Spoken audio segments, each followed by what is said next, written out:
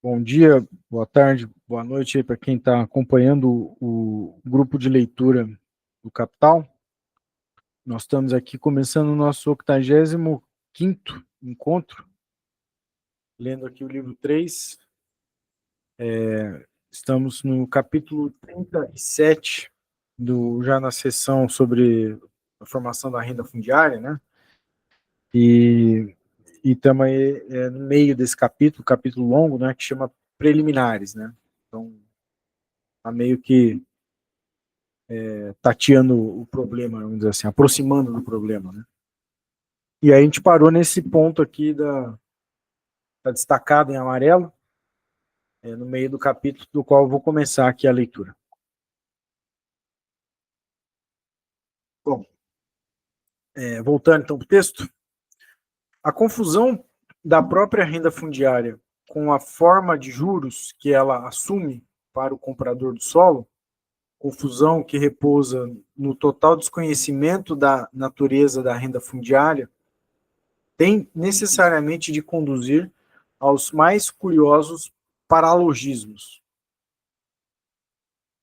Como em todos os países antigos, a propriedade fundiária é considerada uma forma especialmente preeminente da propriedade e, além disso, sua compra é tida como um investimento de capital particularmente seguro, a taxa de juros sobre a qual se compra a renda fundiária costuma ser mais baixa do que no caso de outros investimentos de capital, estendidos por períodos mais longos, de modo que, por exemplo, o comprador de terra só obtém 4% sobre o preço de compra, ao passo que, de outro modo, obteria 5% pelo mesmo capital, ou, o que dá no mesmo, paga mais capital pela renda fundiária do que pagaria por essa mesma entrada anual de dinheiro em outros investimentos. A partir disso, o Sr. Thiers, em seu péssimo escrito sobre a propriedade, né, abre parênteses, reprodução de seu discurso contra Proudhon, pronunciado em 1849 na Assembleia Nacional Francesa, fecha parênteses, conclui pelo baixo nível da renda fundiária, quando, na verdade, isso demonstra apenas seu alto poder de compra.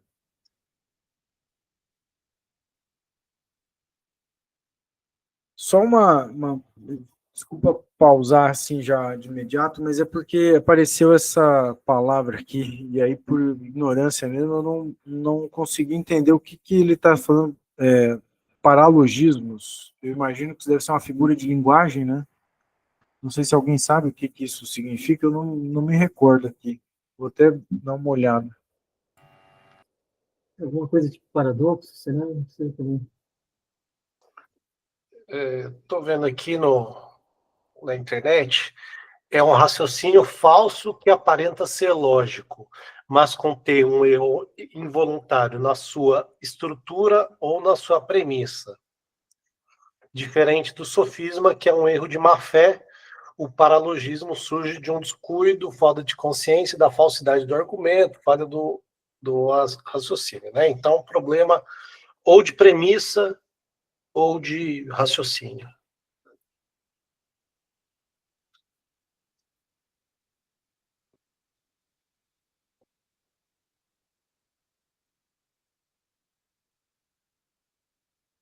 Tá mudo, Léo. Não sei se o Caio estava se referindo a problemas de premissa ou de raciocínio. Esse de raciocínio seria tipo um problema lógico, assim? Seria tipo isso, né? Isso, a estrutura do argumento. Tá. Eu vou só aproveitar e escrever isso porque achei bom.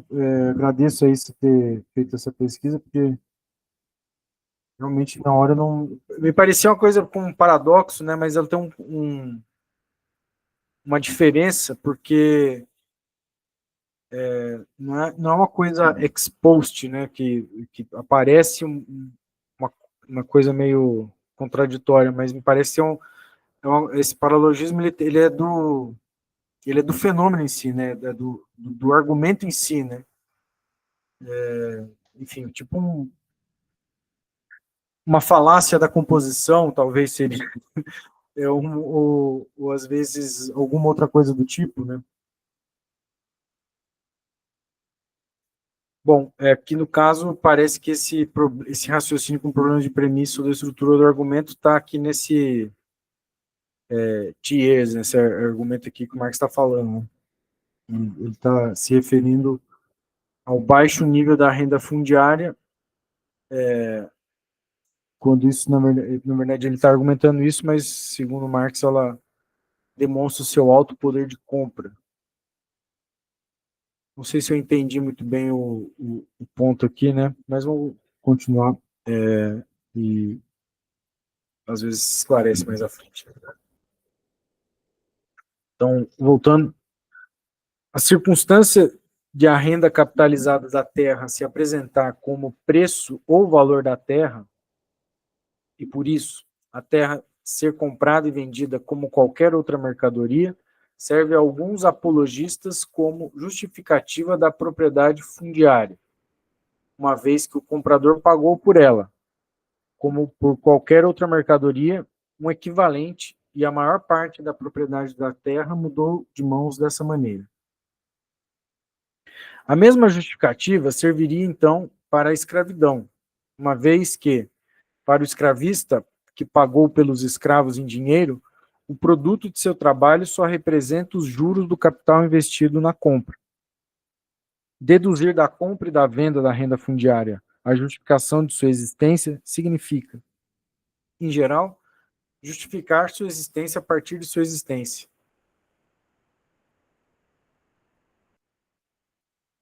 Acho que pelo menos para mim ficou um pouco mais esclarecido agora, porque na verdade a terra, né, a propriedade da terra é um problema histórico, né? E não é uma questão autojustificável, né? Mas de certa maneira, né, os defensores vão sempre justificar como sendo natural, né? Então, acho que é um pouco essa questão, né? Então, voltando, assim como para a análise científica da renda fundiária, isto é, da forma econômica específica, autônoma da propriedade da terra sobre a base do modo de produção capitalista, é importante que ela seja observada em sua forma pura, livre de todos os complementos que a falseiam e a obscurecem. É igualmente importante para a compreensão dos efeitos práticos da propriedade da terra, inclusive de uma grande quantidade de fatos que contradizem o conceito e a natureza da renda fundiária, mas que se manifestam como modos de existência desta última, conhecer os elementos dos quais emanam esses turvamentos da teoria. É claro que, na prática, aparece como renda fundiária tudo que o arrendatário paga como arrendamento ao proprietário da terra, troca da autorização para cultivar o solo. Quaisquer que sejam os componentes desse tributo, quaisquer que sejam as fontes das quais ele provenha, ele tem em comum com a renda fundiária propriamente dita o fato de que o monopólio de uma porção do globo terrestre capacita o proprietário a cobrar o tributo, a impor essa taxa. Tem em comum com a renda propriamente dita o fato de que ele determina o preço do solo, o qual, como já demonstramos, não é senão a receita capitalizada do arrendamento do solo.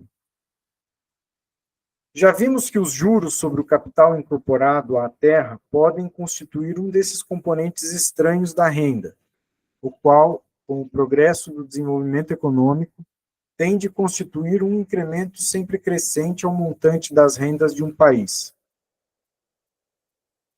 Porém, abstraindo desses juros, é possível que por trás do dinheiro pago pelo arrendamento se esconda, em parte e em certos casos, inclusive em sua totalidade, ou seja, no caso de ausência total da renda do solo propriamente dita, e, por conseguinte, no caso de uma ausência real de valor do solo, uma dedução, seja do lucro médio, seja do salário normal, seja de ambos ao mesmo tempo.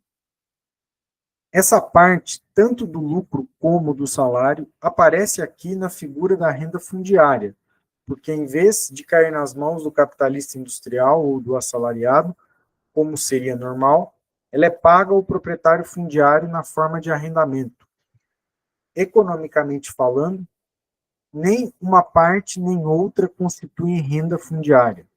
Na prática, no entanto, ela representa uma receita do proprietário da terra, uma valorização econômica de seu monopólio, exatamente do mesmo modo que a renda fundiária propriamente dita, e exerce sobre o preço da terra uma influência tão determinante quanto esta última. Não falamos aqui de situações nas quais a renda fundiária, o modo da propriedade da terra, que corresponde ao modo de produção capitalista, existe formalmente sem que exista o próprio modo de produção capitalista, sem que o próprio arrendatário seja um capitalista industrial ou que seu modo de cultivo seja capitalista. É o caso, por exemplo, da Irlanda. Lá o arrendatário é, em média, um pequeno camponês. O que ele paga ao proprietário fundiário a título de arrendamento costuma absorver não só parte de seu lucro, isto é, de seu próprio mais-trabalho, ao qual ele tem direito como proprietário de seus próprios instrumentos de trabalho, mas também parte do salário normal, que, em outras condições, ele obteria pela mesma quantidade de trabalho. Além disso, o proprietário fundiário, que aqui não contribui em nada para a melhoria do solo, expropria-lhe seu pequeno capital, que, na maior parte, o arrendatário incorporou à terra por meio de seu próprio trabalho, exatamente da maneira que faria um usurário em condições semelhantes.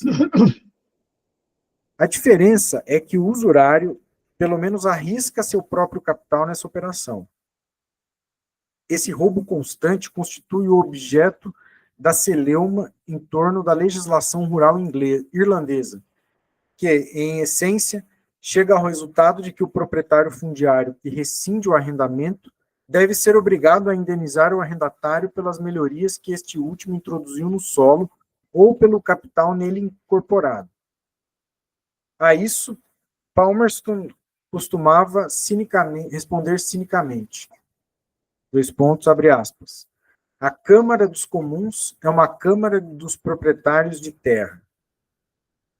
Fecha aspas. Tem uma nota de rodapé aqui, Bzinho, né?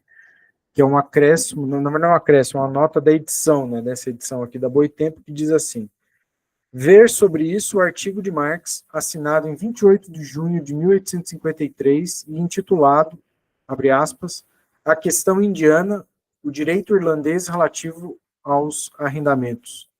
Fecha aspas. Entre parênteses, porém, dedicado unicamente, salvo um breve parágrafo inicial, ao segundo desses temas. E diz assim, né, abre aspas, uma citação desse artigo aí do Marx, né?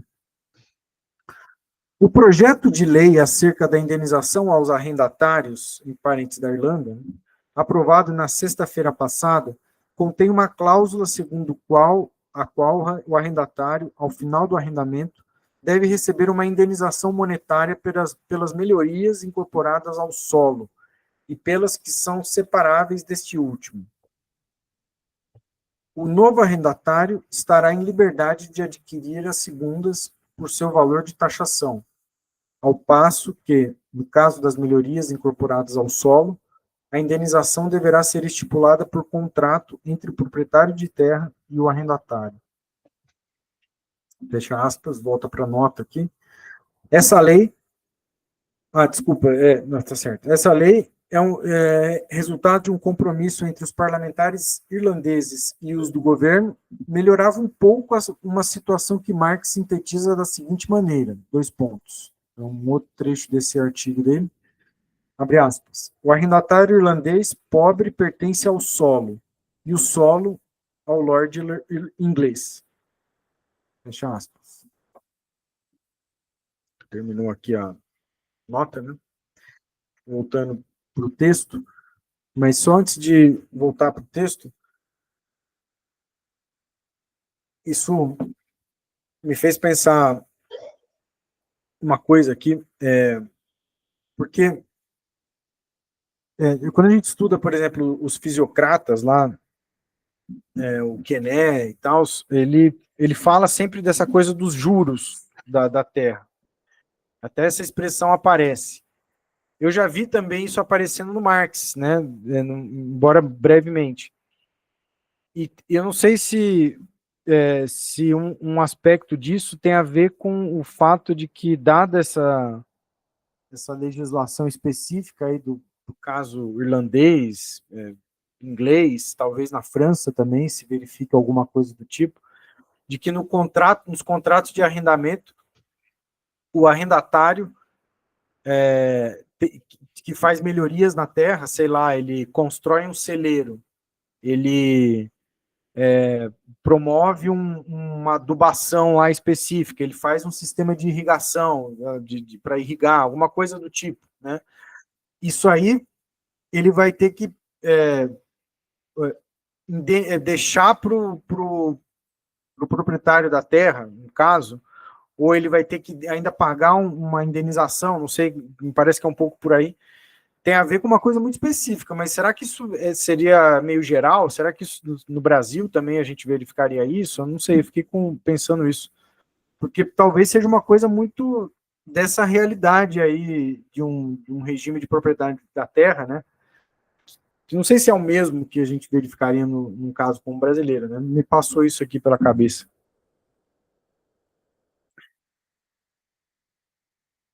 Bom, não sei se alguém quer pontuar alguma coisa. Mas só para entender, assim, porque na renovação, que eu entendo assim, é o que ele já falou antes, né? Na renovação do contrato, se teve uma melhoria feita pelo arrendatário, seja ele camponês, seja um arrendatário capitalista mesmo, isso vai significar um aumento da renda da terra na renovação do contrato, né? Que aí talvez pode ser lido naquela analogia, naquele, como dizia o Marx ali antes, né, naquele paralogismo ali com juros, né, porque a renda da terra tem um comportamento parecido com o dos juros, especialmente para a determinação do preço da terra, né, mas não são a mesma coisa. Então, talvez o proprietário fale em termos de aumento de juros ali, mas na verdade o que ele está dizendo teve uma melhoria na renovação do contrato, isso vai ser, digamos, incorporado, a melhoria é incorporada à terra e o proprietário vai cobrar uma renda da terra superior. Né? Então, eu vejo mais por aí, assim, não sei. A semelhança com o juro seria que o juro seria você se apropria de algo que não existe, mas você, como se tomasse posse, né? Então, enfim, talvez seja algo assim, né? Porque, na verdade, o proprietário fundiário, como o Marx fala aqui, não contribuiu nada, né, para a melhoria do solo, né? Mas está se beneficiando duplamente, talvez, né? Enfim, mas... Não, aqui eu digitei aqui agora, que fala que tem no Brasil uma lei de 14 de novembro de 66, que o arrendatário deve ser indenizado em caso de melhorias no solo, que eles estão definindo aqui, arrendatário, direito de benfeitorias necessárias e úteis feitas no imóvel. Aí tem um direito aqui numa lei de 66, aqui no Google, aqui no Brasil. Então é mais geral mesmo do que geral, né? E é curioso que é de 66, é pós-golpe de 64, né? Na lei desse tipo aí na Terra tem uns proprietários, né?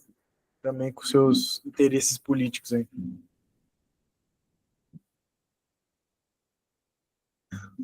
Bom, então vou continuar aqui, se menos que alguém queira pontuar alguma coisa.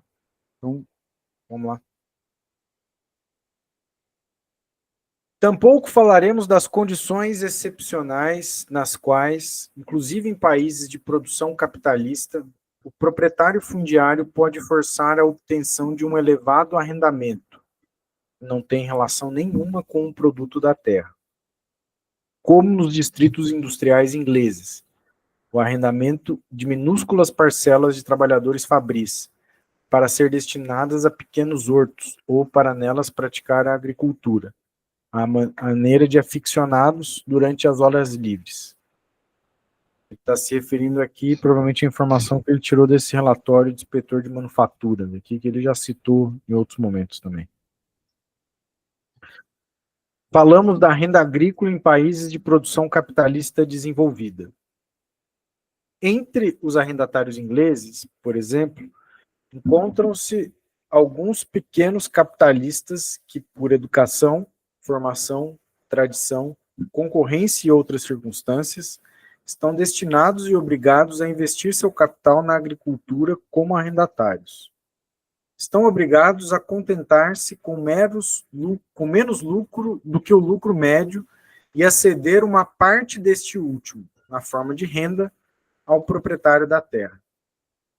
Essa é a única condição sob a qual lhes é permitido investir seu capital no solo, na agricultura.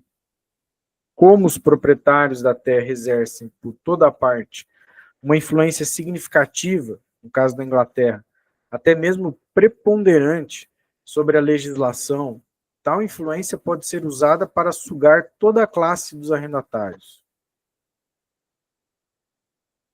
É verdade que as leis dos cereais de 1815, por exemplo, o imposto sobre o pão, confessadamente aplicado ao país para assegurar aos ociosos proprietários da terra a continuidade de suas rendas, imensamente aumentadas durante a guerra anti-jacobina, tiveram o efeito, excetuando-se alguns anos de colheitas excepcionais, de manter o preço dos produtos agrícolas acima do nível a que teriam caído no caso de uma livre importação de grãos.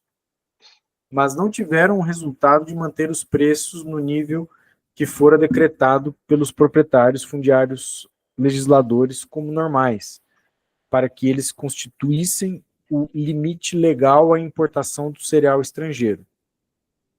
Sob a impressão desses preços normais, no entanto, celebraram-se os contratos de arrendamento.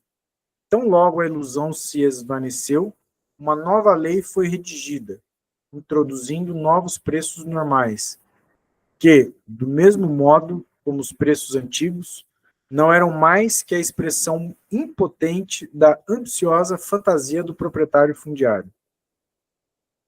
Assim, os arrendatários foram sugados desde 1815 até a década de 1830.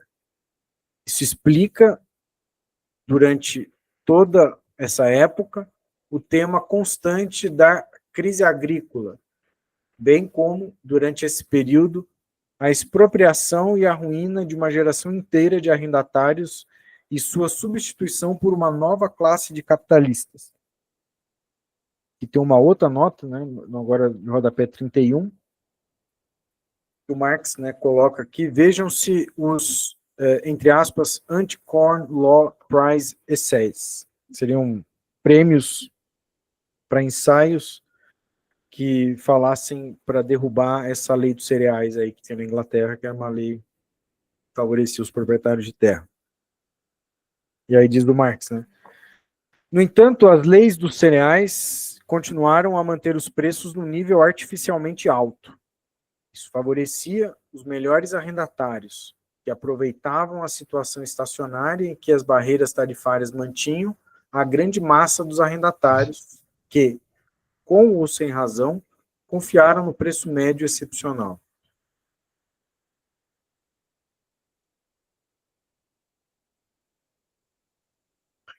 Voltando aqui para o texto, um fato muito mais geral e importante é a compressão do salário do trabalhador agrícola propriamente dito abaixo de seu nível médio normal, de modo que ao trabalhador é subtraído uma parte do salário, a qual constitui um componente do arrendamento, e, desse modo, sob a máscara da renda fundiária, aflui para o proprietário fundiário, em vez de para o trabalhador. Esse é, em geral, o caso, por exemplo, na Inglaterra e na Escócia, com exceção de alguns condados situados em locais favoráveis. O trabalho das comissões parlamentares de inquérito acerca do nível do salário que foram instauradas na Inglaterra antes da promulgação das leis dos cereais, até hoje, as contribuições mais valiosas e quase totalmente inexploradas à história do salário no século XIX, e, ao mesmo tempo, uma coluna infame que a aristocracia e a burguesia inglesas ergueram para si mesmas. Demonstram, com toda a evidência, acima de qualquer dúvida, que as elevadas taxas de renda e o correspondente aumento do preço da terra durante a guerra anti-jacobina só se deviam, em parte, ao desconto do salário e à compressão deste último, até mesmo abaixo do mínimo físico. Isto é, deviam-se ao fato de se pagar ao proprietário fundiário uma parte do salário normal. Diversas circunstâncias, entre as quais a depreciação do dinheiro, a instrumentalização das leis dos pobres nos distritos agrícolas, etc., haviam possibilitado essa operação, ao mesmo tempo que os ganhos dos arrendatários aumentavam enormemente e que os proprietários fundiários enriqueciam de um modo fabuloso. Um dos principais argumentos para a adoção das leis dos cereais, tanto por parte dos arrendatários como por parte dos proprietários fundiários, foi o de que era fisicamente impossível reduzir ainda mais o salário dos jornaleiros agrícolas. Essa situação não se alterou no essencial, e na Inglaterra, assim como em outros países europeus, uma parte do salário normal continua a ingressar na renda fundiária.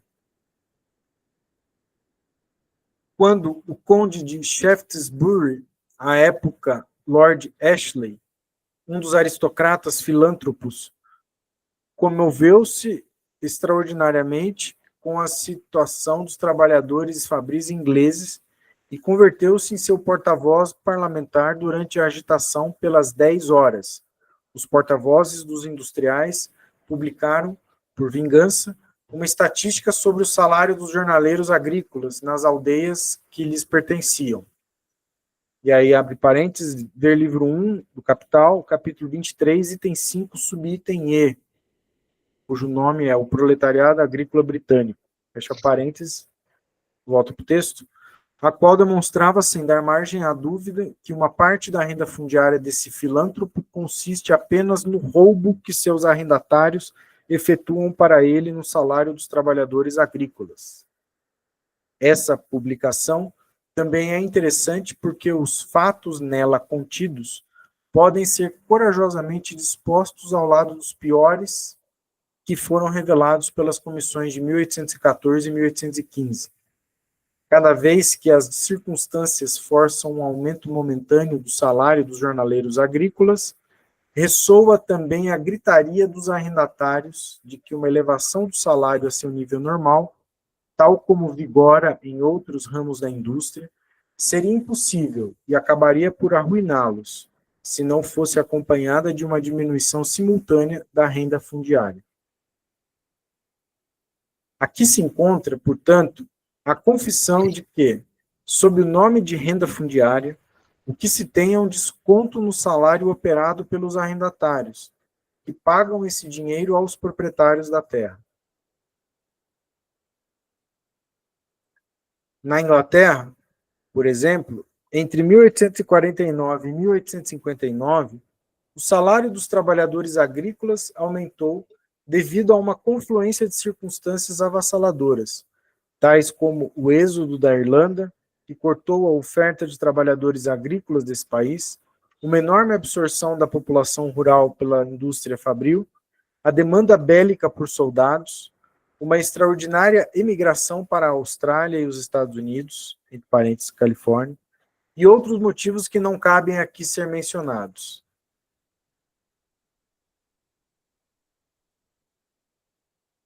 Ao mesmo tempo, com exceção das colheitas desfavoráveis entre 1854 e 1856, o preço médio dos cereais caiu durante esse período em mais de 16%. Os arrendatários clamavam por uma redução das rendas. Conseguiram em casos isolados. Em geral, fracassaram com essa exigência.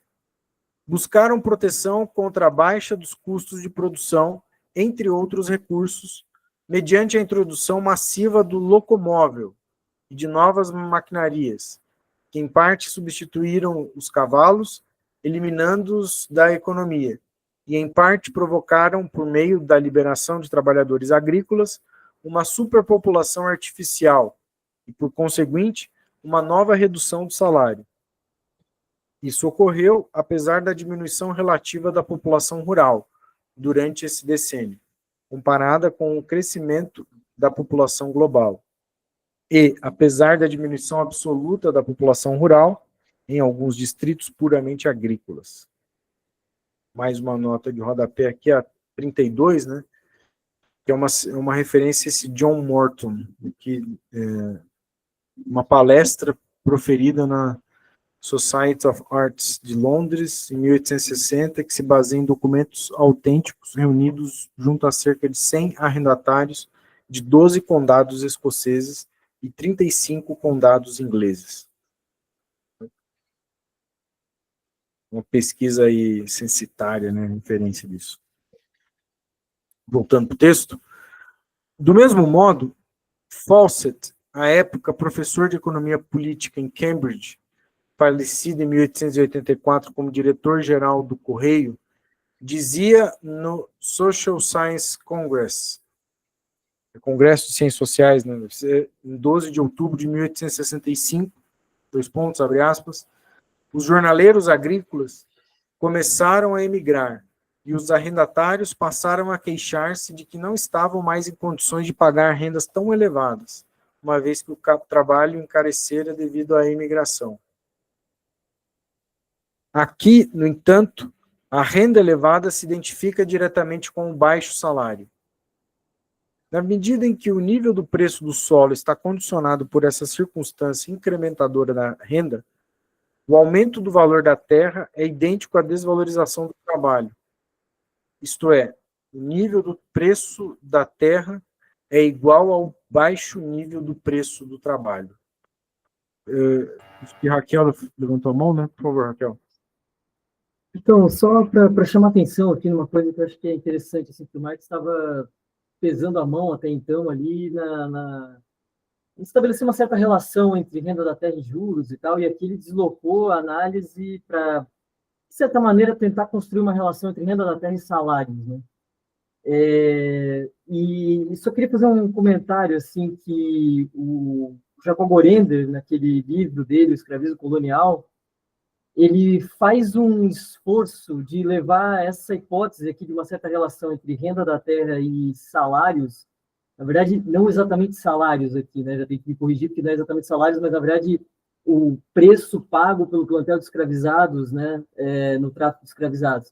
Ele faz uma relação entre isso. Ele está estudando renda da terra ali ainda. Na verdade, já não ainda não é mais o período em que o Brasil é colônia, né? Já é um momento depois da independência, então primeira metade do século XIX, mas depois de 1822, é um estudo ali da década de 1830, 1840, mas ainda há o uso de mão de obra escravizada, né? Enquanto há o uso de mão de obra escravizada, para isso ainda é etapa colonial lá para o Gorende. E aí ele faz uma análise ali de como, naquele momento histórico, década de 1830, 1840, começa a cair muito significativamente a renda da terra na economia brasileira, ao mesmo tempo em que está aumentando muito significativamente o preço do escravizado, né? O preço de compra ali do plantel de escravizados no tráfico, por conta lá da pressão inglesa, pelo fim do tráfico e tudo mais, né? Então, o Gorender, ele tenta explorar essa relação aqui, claro, de uma maneira muito peculiar, porque não é, como o Marx estava até falando antes ali, né? Não está pensando na forma pura ali da renda fundiária, né? Com o proprietário de terra, o arrendatário e o assalariado. Não é exatamente a forma pura, né? O proprietário de terra e o que é também proprietário escravizado, na verdade. Mas mesmo assim ele consegue encontrar a mesma relação, digamos assim, né? Uma tendência de queda da renda da terra ali na década de 1830, 1840, junto com esse aumento do preço do escravizado assim, no tráfico. É interessante que foi um esforço empírico, né, que se tentou fazer para tentar botar à prova que essa correlação aqui do Marx estabelece.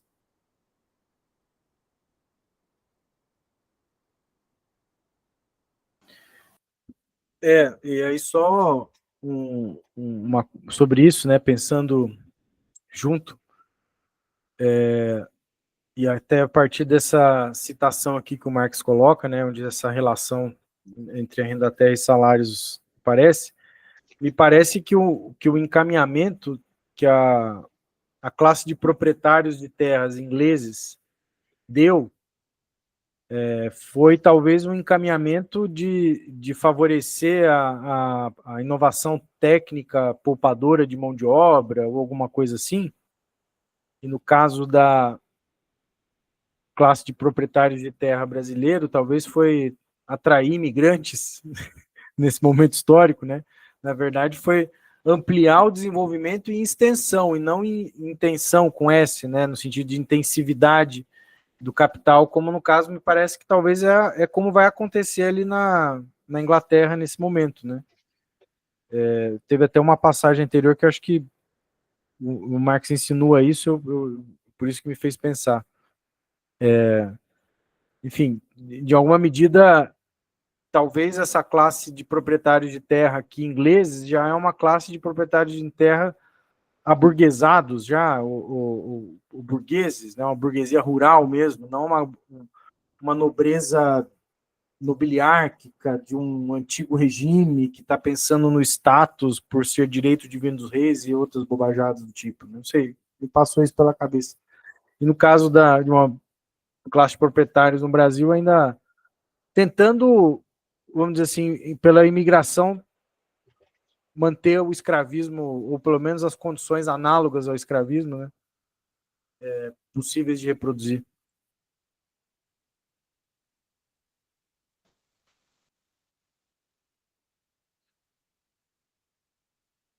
Bom, não sei, Raquel parece que deu uma travada, ela está ouvindo a gente? Ou ela...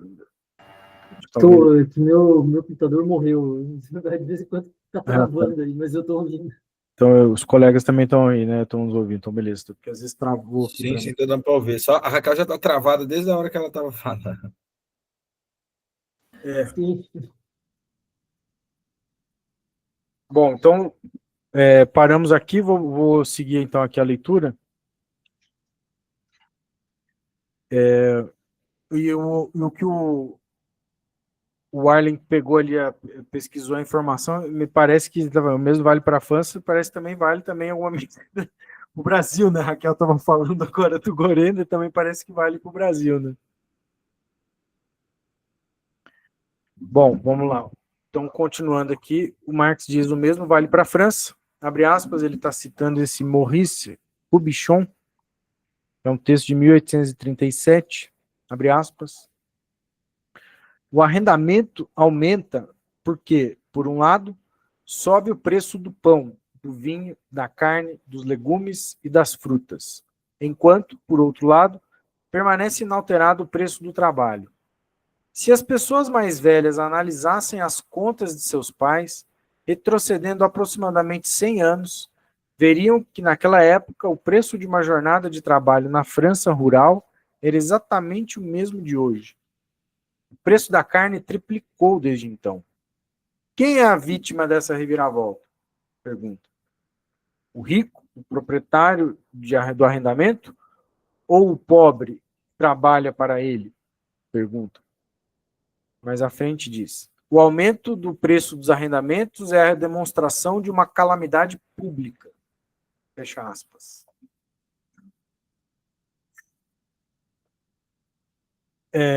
Voltando para o Marx, exemplos de renda como consequência do desconto sobre o lucro médio, por um lado, e sobre o salário médio, por outro.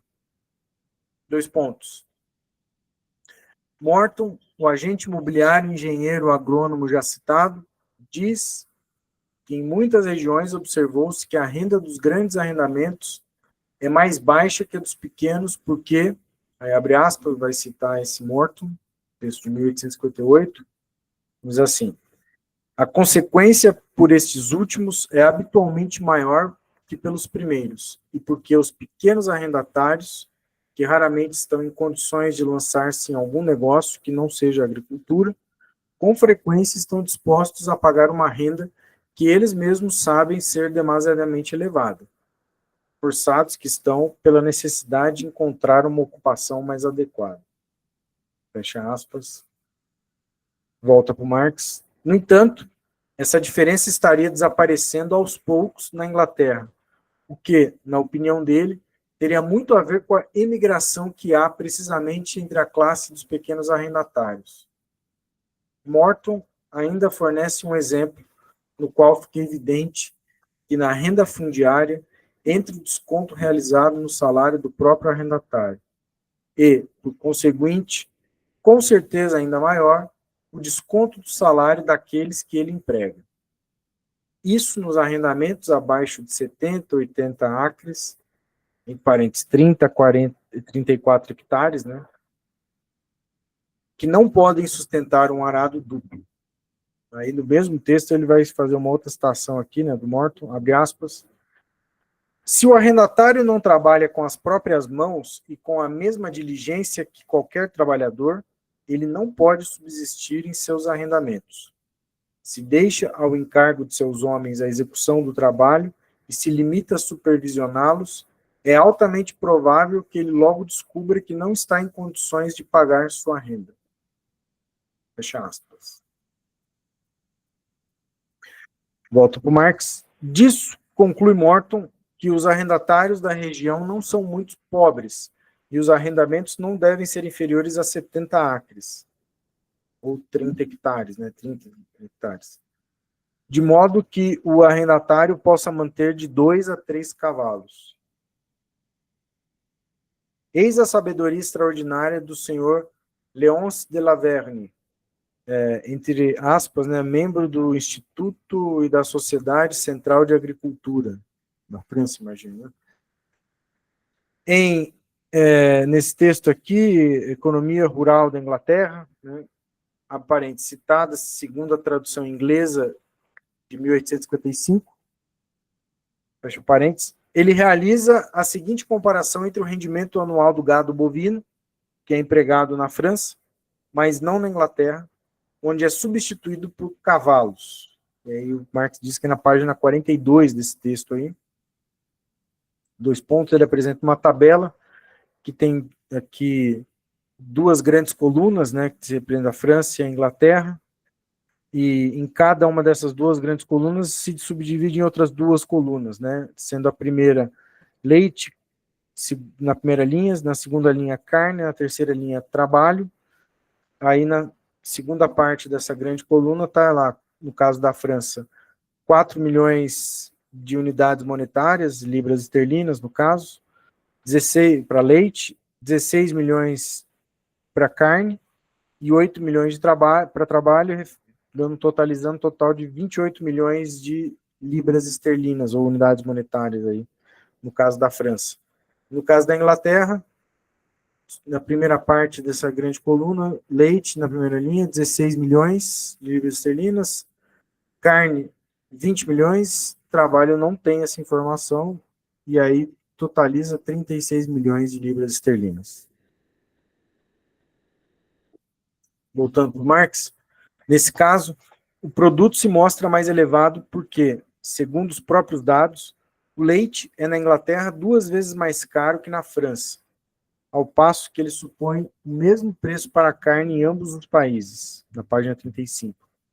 Assim, o produto lácteo em inglês é reduzido a 8 milhões de unidades monetárias, e o produto total a 28 milhões, como na França. De fato, é significativo que o Sr. Laverne inclua simultaneamente em seu cálculo a massa de produto e a diferença de preço, de modo que, se a Inglaterra produz certos artigos a um preço maior que a França, o que significa, no máximo, um lucro maior para arrendatários e proprietários fundiários, isso aparece como vantagem da agricultura inglesa. Que o senhor Laverne não só conhece os sucessos econômicos da agricultura inglesa, como crê também nos preconceitos dos arrendatários e dos proprietários rurais ingleses, é algo que fica comprovado na página 48. 2 pontos, abre aspas. Uma grande desvantagem costuma estar vinculada a plantações de cereais. Elas esgotam o terreno sobre o qual se assentam. Fecha aspas. O senhor Laverne, volta para o Marx, né? O senhor Laverne não só crê que outras plantas não produzem tal efeito, como também que as plantas forrageiras e os tubérculos enriquecem o solo. Mais uma citação, abre aspas, desse mesmo autor. As plantas forrageiras extraem da atmosfera os principais elementos de seu crescimento e devolvem ao solo mais do que eles extraem.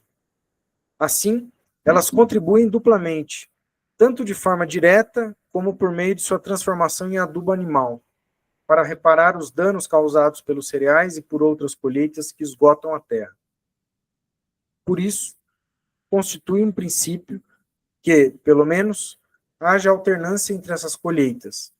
Nisso consiste a Norfolk Rotation, deve ser uma modalidade de rotação de culturas específica, né? No caso aqui chama Norfolk. Fecha aspas. Volta para o Marx. Não surpreende que o senhor Laverne, que crê nessas fábulas do ambiente rural inglês, creia também que, desde a derrogação das leis dos cereais, o salário dos jornaleiros agrícolas ingleses tenha perdido a anormalidade anterior. Veja o que dissemos a esse respeito no livro 1, capítulo 23, item 5, páginas 701 a 729, no caso aqui dessa edição da Boitempo, acho que é 746 a 769. E ouçamos ainda o discurso do senhor John Bright, em Birmingham, em 14 de dezembro de 1865. Logo depois de falar de 5 milhões de famílias que não conseguem estar representadas de modo nenhum no parlamento, ele prossegue. 2 pontos. Aí, abre aspas, longo discurso dele, né? Entre eles, há no Reino Unido 1 milhão, ou melhor dizendo, mais de 1 milhão, que figuram no infame lista dos indigentes. Além deles, há outro 1 milhão de pessoas que ainda se mantêm acima do pauperismo, mas que correm permanentemente o risco de também converter-se em indigentes. Sua situação e suas perspectivas não são mais favoráveis. Observai as ignorantes camadas inferiores dessa parte da sociedade. Considerai sua situação abjeta, sua pobreza, seus sofrimentos, sua total desesperança. Mesmo nos Estados Unidos, mesmo nos estados sulistas durante o império da escravidão, todo negro ainda compartilhava da crença de que algum dia teria um ano de jubileu. Para essa gente, para essa massa das camadas mais inferiores de nosso país, não existe, e estou aqui para dizê-lo, a crença em qualquer melhoria, nem sequer uma aspiração a que isso ocorra. Lestes recentemente nos diários uma notícia sobre John Cross, jornaleiro agrícola de Dorsetshire? Pergunta. Ele trabalhava 6 dias na semana, tinha um excelente histórico junto a seu empregador, para quem trabalhara durante 24 anos por um salário semanal de 8 shillings. Com esse salário, John Cross tinha de manter uma família de 7 filhos em um cortiço. Para prover aquecimento à mulher doente e ao bebê, ele tomou, em linguagem jurídica, creio, ele furtou, uma trave de madeira no valor de 6 pence. Por esse delito, os juízes de paz o condenaram a 14 ou 20 dias de prisão.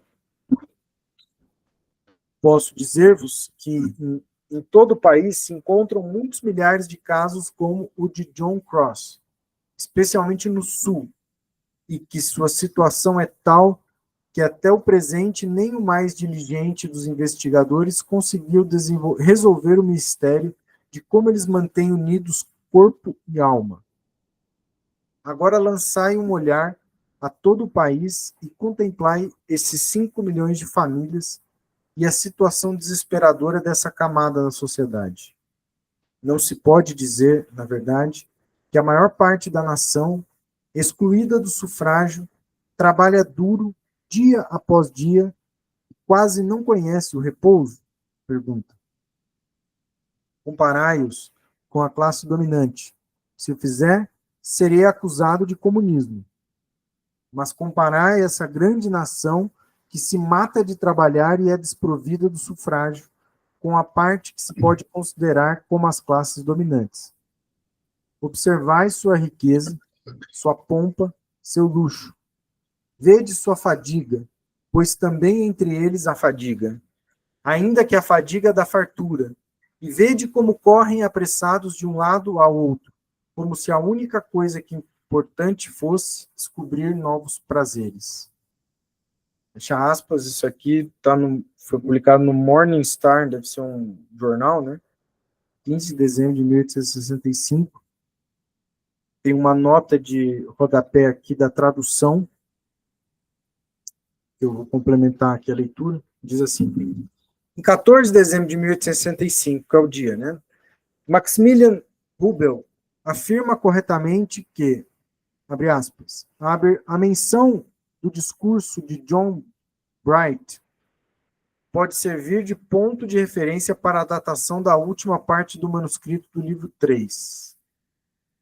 Fecha aspas. Volta para a nota do tradutor aqui. Mas não chega à conclusão que parece se impor. 2 pontos. Se estamos na página 416 de um manuscrito de 575 páginas, se Marx não a redigiu antes de 14 ou 15 de dezembro de 1865, é muito difícil, entre parênteses, desde que essa referência ao discurso de Bright não seja uma inserção tardia, que seu autor tenha podido terminar o manuscrito principal do livro 3 nesse mesmo ano. Isto é, que tenha composto em 15 dias mais de um quarto desse texto. Terminou a nota aqui, né, da tradução. Vou voltar aqui para o texto.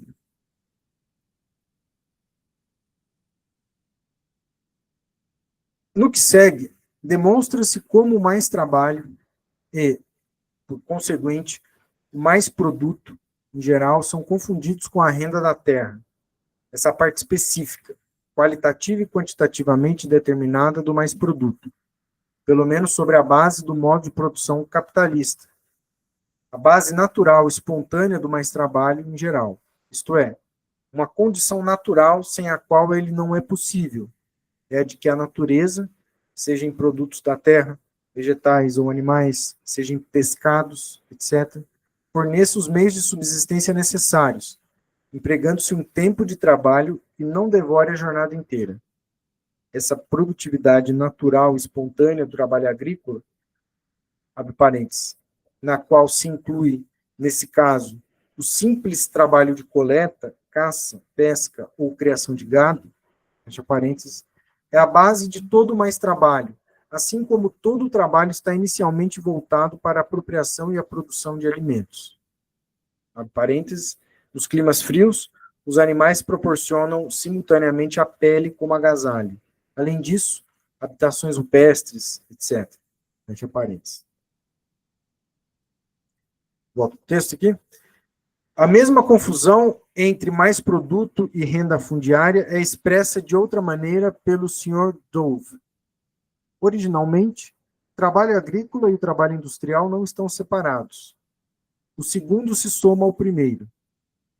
O mais trabalho e o mais produto da tribo, da comunidade doméstica ou das famílias agrícolas, empreendem tanto o trabalho agrícola como o industrial.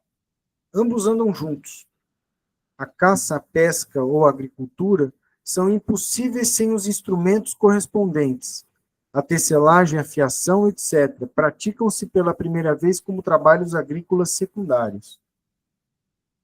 Demonstramos anteriormente que, assim como o trabalho do trabalhador individual se decompõe em trabalho necessário mais trabalho, pode-se dividir o trabalho total da classe trabalhadora de maneira que a parte que produz os meios de subsistência totais para essa classe, entre parênteses, inclusive os meios de produção requeridos para isso, desempenha o trabalho necessário para toda a sociedade. O trabalho efetuado por toda a parte restante da classe trabalhadora pode ser considerado mais trabalho. E o trabalho necessário não se reduz ao trabalho agrícola, mas também ao trabalho que produz todos os demais produtos que entram necessariamente no consumo médio do trabalhador. Do mesmo modo, em termos sociais, uns só efetuam o trabalho necessário porque os outros só executam mais trabalho, e vice-versa. Isso é apenas a divisão do trabalho entre eles. O mesmo ocorre com a divisão do trabalho entre trabalhadores agrícolas e trabalhadores industriais em geral. Ao caráter puramente industrial do trabalho, por um lado, corresponde o caráter puramente agrícola, por outro. Esse trabalho puramente agrícola não é de modo nenhum natural ou espontâneo, mas é em si um produto, e um produto muito moderno, que de modo nenhum foi alcançado em toda parte. O desenvolvimento social e corresponde a um estágio bem determinado da produção. Assim como uma parte do trabalho agrícola se objetiva em produtos que servem ao luxo ou constituem matérias-primas para indústrias, mas não entram em absoluto na alimentação, nem menos ainda na alimentação das massas, uma parte do trabalho industrial se objetiva em produtos que servem para os meios de consumo necessários, tanto dos trabalhadores agrícolas como dos não agrícolas. É falso conceber esse trabalho industrial do ponto de vista social, como mais trabalho. Ele é, em parte, trabalho tão necessário quanto a parte necessária do trabalho agrícola. É também a forma autonomizada de uma parte do trabalho industrial que antes se encontrava naturalmente ligado ao trabalho agrícola, um complemento recíproco necessário do trabalho puramente agrícola, que agora se encontra separado do primeiro. Só para terminar aqui esse parágrafo, já passo a palavra, a parênteses, considerando apenas do ponto de vista material, 500 tecelões mecânicos produzem, por exemplo, uma quantidade muito maior de tecido excedente, isto é, do que o requerido para a sua própria vestimenta. Fecha parênteses. Quem que levantou? Acho que foi uma mensagem aqui, acho que o Caio disse, o Caio disse que ia... Só o Caio, sim. Bom, acho que podemos talvez terminar esse parágrafo que dá nesses 3 pontinhos aqui, e aí a gente encerra a nossa leitura de hoje, né?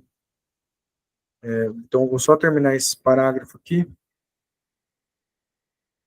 Por fim, ao considerar as formas de manifestação da renda fundiária, isto é, do dinheiro do arrendamento pago ao proprietário da terra, a título de renda fundiária, em troca da utilização do solo para fins produtivos ou de consumo, é preciso afirmar que o preço daquelas coisas que não têm valor em si mesmas, isto é, que não são o produto do trabalho, como o solo, ou que não podem ser reproduzidas mediante o trabalho, como as antiguidades, as obras de arte de determinados mestres, etc., pode ser determinado por combinações muito fortuitas. Para vender uma coisa, é preciso apenas que ela seja monopolizável e alienável. Tá, tem aqui ainda tem texto, né, pela frente, então paramos, acho que vamos parar nesse momento aqui, e eu consulto os colegas aí se alguém quer levantar um ponto, comentar alguma coisa, fazer alguma questão aí.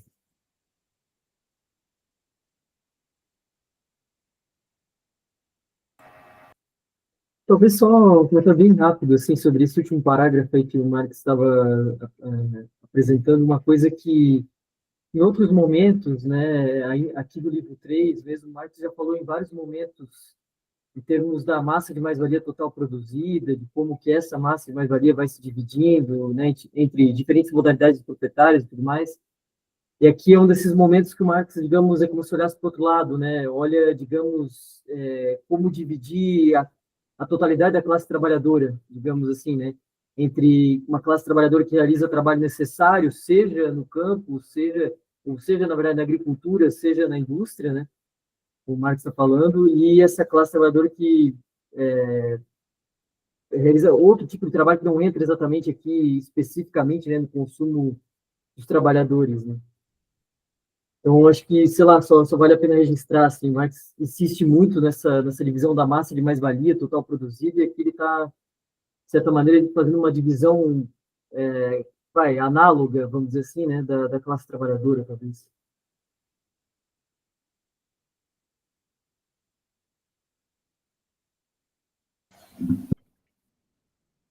Sem dúvida.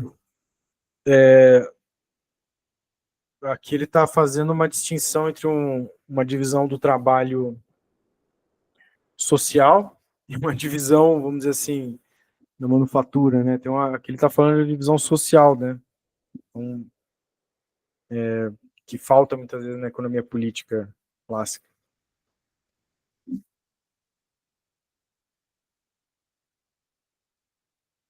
Ian, vai lá, Ian, tá contigo. Não, só queria fazer um comentário, porque o texto tem algumas viradas, né?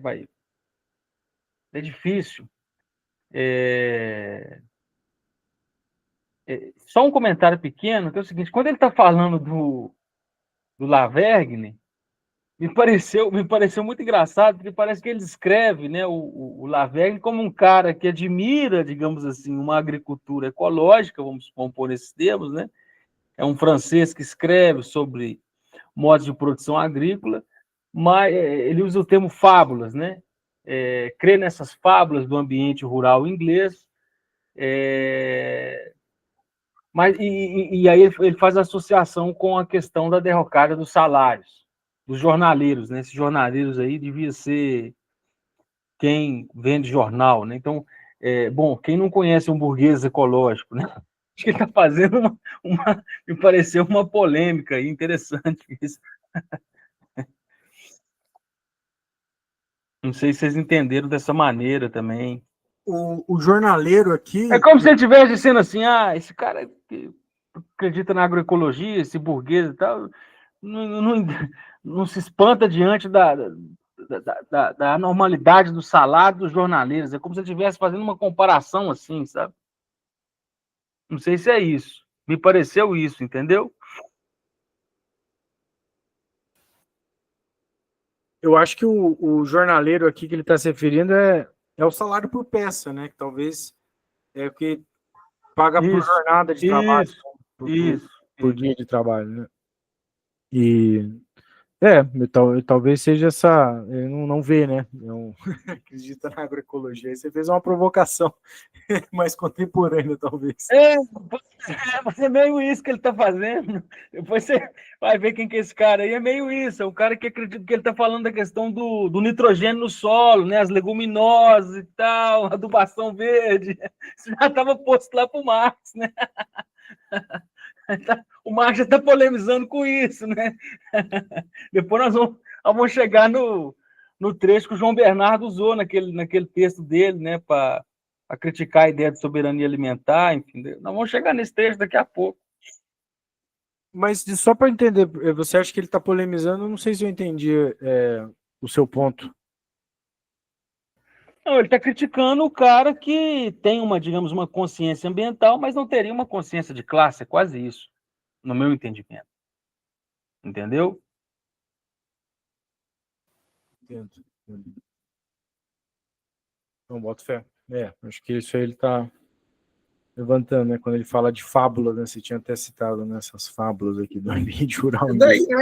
Ian, o João Bernardo, aquele trecho para criticar lá a concepção de agroecologia, ele pega daqui, não é? Tem uma parte que ele vai, na hora que ele vai falar, vai ter um momento que ele vai falar do milho aqui, aí o João Bernardo usa para criticar a ideia de soberania alimentar baseada na pequena propriedade. Mas, enfim, isso é uma questão menor, foi só um comentário, uma nota de rodapé. Eu não conheço essa polêmica aí do João Bernardo, espero que a gente avance aí semana que vem para chegar nela, porque eu não conheço, então quero até saber.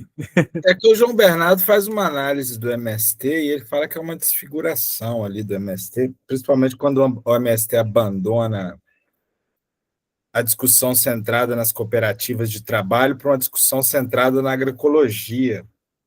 Aí ele fala que é um recuo aí, é como se tivesse acontecido uma metamorfose no movimento, tal. Então ele perde a radicalidade e a combatividade. Aí tem umas passagens aí que ele pega do Capital do Marx, acho que é daí. Mas ele é um crítico da ideia de agroecologia e tal, essa ideia de que a agroecologia poderia garantir soberania alimentar, né?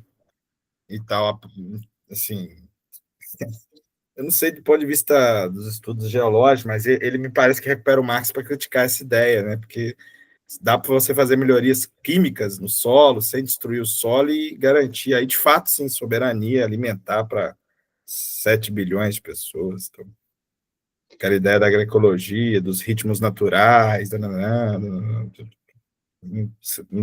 não daria, por exemplo, para matar a fome de todo mundo, para usar uma linguagem mais popular, com agroecologia e tal.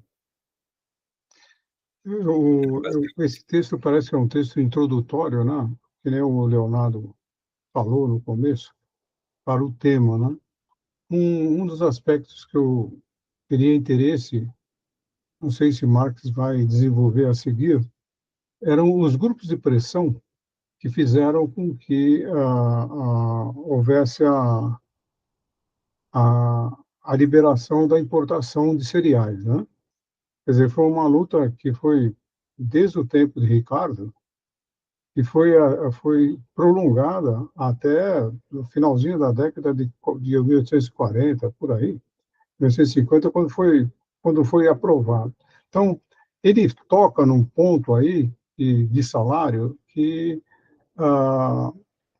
não era mais possível reduzir o salário, né? Se você reduzisse o salário, você ia era fome, né? Então, eu não sei quem foram os grupos de pressão, né? Se foi a burguesia industrial, mas ele ainda não falou da burguesia industrial, né? Forçando a redução de preço dos bens de salário, né? Ele ainda não tocou nesse assunto. Ele tocou que um dos pontos era o baixo salário, que era a forma do arrendatário ter algum rendimento ainda, né? Dado que ele pudesse empregar, né? Trabalhadores agrícolas, né? Mas eu acho que ele vai desenvolver esse tema para frente, não?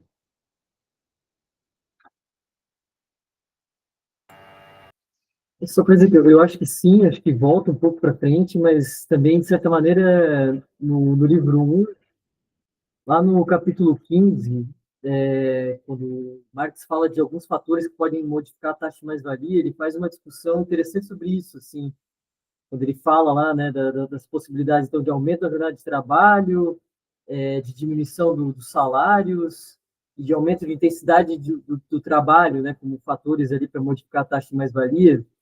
Tem um momento que ele faz uma análise histórica, assim, tem um momento que ele faz uma análise quase, parece microeconomia, assim, que ele deixa uma coisa constante, aí tenta ver a variação da outra e tal. Mas depois ele faz uma análise histórica e fala um pouco sobre isso, assim, de que, assim, primeira metade do século XIX, durante toda essa disputa aqui entre os arrendatários e os proprietários e tudo mais, portanto, no momento em que o salário ainda não conseguia ser rebaixado, a lei de cereais ainda estava vigorando e tudo mais, a extração de mais-valia ela vai passar por um prolongamento da jornada de trabalho. Em termos históricos, assim, meio que talvez a grande estratégia passa por aí, prolongamento da jornada de trabalho, mais-valia absoluta. Ali na década de 40, né, em 47, com a redução ali da jornada para 10 horas, a gente vê, em 46, com a queda lá da lei dos cereais, a gente vê claramente uma mudança de estratégia. E tem rebaixamento de salários, né, aumento de produtividade e tudo mais. A estratégia passa a ser outra, né? Então, de certa maneira, um pouco dessa discussão o Marx faz lá no livro 1, né, nessa discussão ali dentro de uma discussão muito específica lá dos fatores lá para aumentar a taxa de mais-valia, ele comenta um pouco essas questões aí, que aqui reaparecem. Porque o que tudo indica, os livros falam que foi uma luta interburguesa, né? Tendo a burguesia industrial como vencedora, né? Quer dizer, a análise que se faz normalmente nos livros de história é essa, né? Sem qualquer menção ao que você acabou de falar.